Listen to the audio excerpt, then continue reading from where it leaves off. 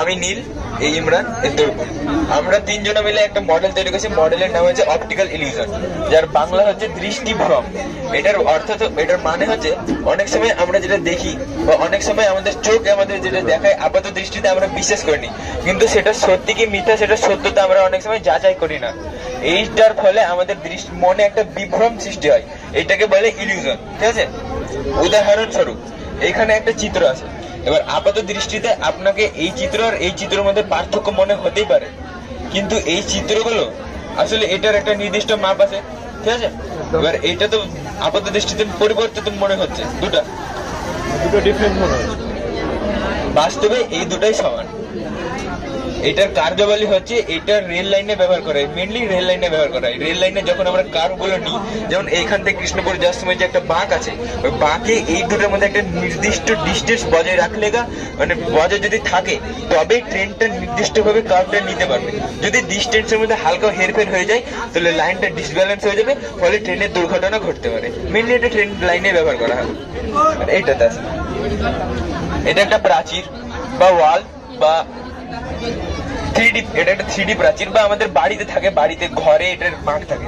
এটা একটা বাঁক এরকম করে গেল, এটা একটা কার্ভ, এই বাঁকটা আবার ভিতরে দিয়ে গেল। ঠিক আছে, 3D মডেল, এখানে একটা দাগ বা এখানে একটা আরেকটা কার্ভ, এটা সোজা চলে গেল, মানে এটা চারকোনা টাইপের। সরি, আর এইখানে এগুলো ব্লক বা ইট যেগুলো দিয়ে এটা তৈরি হয়েছে। এখানে একটা আমরা রং করেছি, এখানে একটা রং বা কাগজ আছে। এবার আপনাকে দূর থেকে কি মনে হচ্ছে, কোনটা ছোট কোনটা বড়? এটা বড় মনে হচ্ছে। এটা বড়, এটা ছোট। এবার আমাদের কাছে স্কেল আছে, এটা স্কেল দিয়ে আমরা মেপে রেখেছি।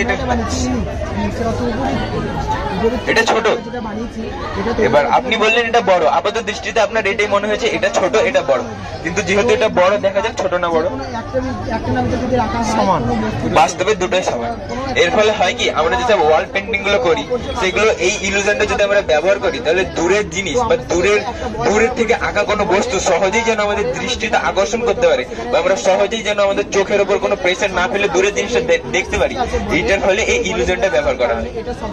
ঠিক আছে, এটা একটা আয়তক্ষেত্র, এটা একটা বর্গক্ষেত্র। যেহেতু 3D তাই একটু বাঁকানো আছে, তাই এটা মনে হতে পারে দুটো আয়তক্ষেত্র, বাট আয়তক্ষেত্র এটা বর্গক্ষেত্র।